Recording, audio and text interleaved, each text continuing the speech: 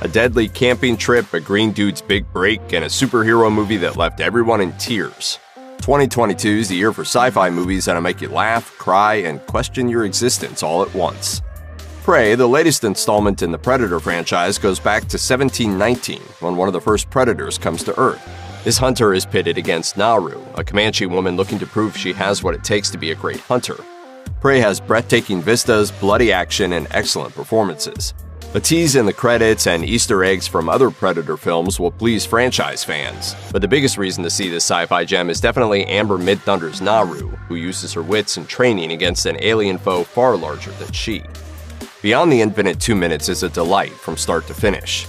Kato lives upstairs from the cafe he owns, and one evening he discovers a time anomaly while looking at his computer monitor, allowing him to see 2 minutes into the future. Once his friends find out, they want to see if they can expand the anomaly to take advantage of the ensuing foreknowledge, and things spiral from there. The recursive nature of the repeating 2 minutes leads to some philosophical debates, but Beyond the Infinite 2 Minutes never gets too heavy. It's light and breezy, even when danger looms, and a whole lot of fun. Show them who we are.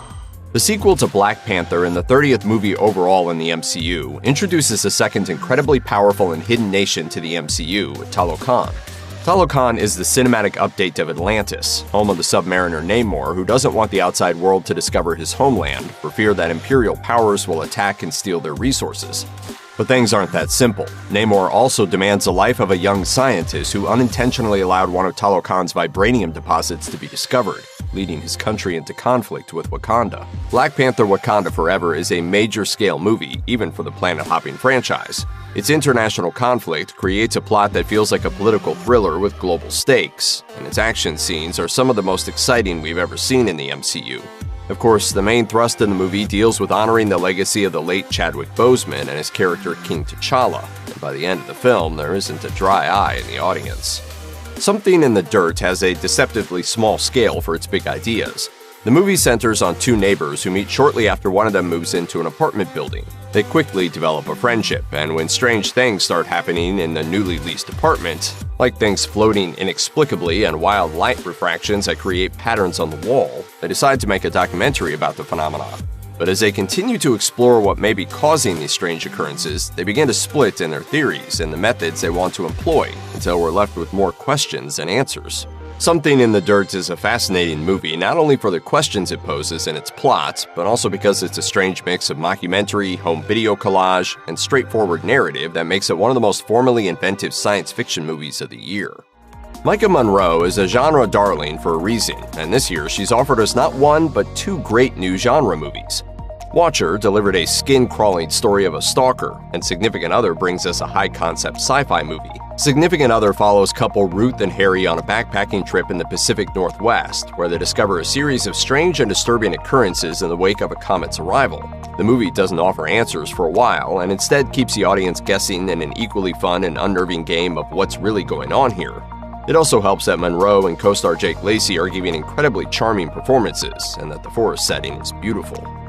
The Dragon Ball franchise has always been about aliens, as the Central Saiyan characters come to Earth from a different world. But Dragon Ball Super: Superhero is one of the most science fiction heavy movies in the franchise, as it focuses not only on aliens, but also androids and a genetically altered bio-android. The plot follows the often sidelined character Piccolo as he takes center stage in investigating the resurgent Red Ribbon Army, a potential threat to the franchise's ensemble and the world. Like all Dragon Ball media, the movie includes some incredibly exciting and visually stunning animated fight sequences, but its focus on Piccolo allows for a new character to be the emotional center of the film. From the creative minds that brought us Free Guy, the Adam Project follows the titular Adam, a time-traveling pilot from 2050 who gets stranded in 2022 while pursuing an unauthorized mission. There, he meets his 12-year-old self, and the two Adams must work together to accomplish older Adam's objective, get back to 2018 to save his wife's life. But time travel has a way of making things complicated, especially since older Adam is fleeing a dystopian future. With the odds stacked against them, Big Adam and Little Adam decide their only solution is to find the man who actually created time travel itself, their dearly departed dad. The Adam Project makes maximum use of Ryan Reynolds' likability as older Adam. He plays excellently off his younger self's vulnerabilities. Newcomer Walker Scobell kills his role. God, it's like I traded my brains for those muscles. It's a shit deal. Plus, there are time jets and both Reynolds and Mark Ruffalo. Who doesn't want to see Deadpool interact with Bruce Banner? After Yang is a deeply moving exploration of memory and grief. In an idyllic-looking future, parents Jake and Kira have provided their adopted daughter Mika with an android sibling named Yang. When Yang stops functioning, Jake promises Mika he will have her brother back to normal as soon as possible. But as they go through Yang's memory bank, Jake and Kira make several major discoveries about Yang's past and the true depths of his soul. What emerges is breathtaking, emotional, and profound, proving filmmaker Kogo Nada is one of the very best directors working today. Writer-director Richard Linklater mixes fact and fantasy in Apollo 10.5: A Space-Age Childhood. A kid growing up in 1960s Houston, young Stanley is fired up by Apollo 11. As he watches history unfold, the real details of the mission are interwoven with his elaborate dream of being recruited as an astronaut, because he's small enough to fit into a lunar module's tight quarters. Apollo 10.5: A Space-Age Childhood embraces nostalgia without completely ignoring the upheaval in America at this time. Houston is just as fascinating as the moon.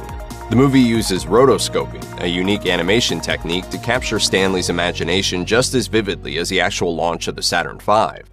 Lonely teenager Suzu leads another life in the virtual world known as You. There, she's a famous singer named Belle with charming freckles and flowing pink hair. After a concert is violently ruined by a mysterious user known as the Dragon, Belle sets out to find him. She soon discovers they both have tragedy in their real lives, tragedy they need to overcome.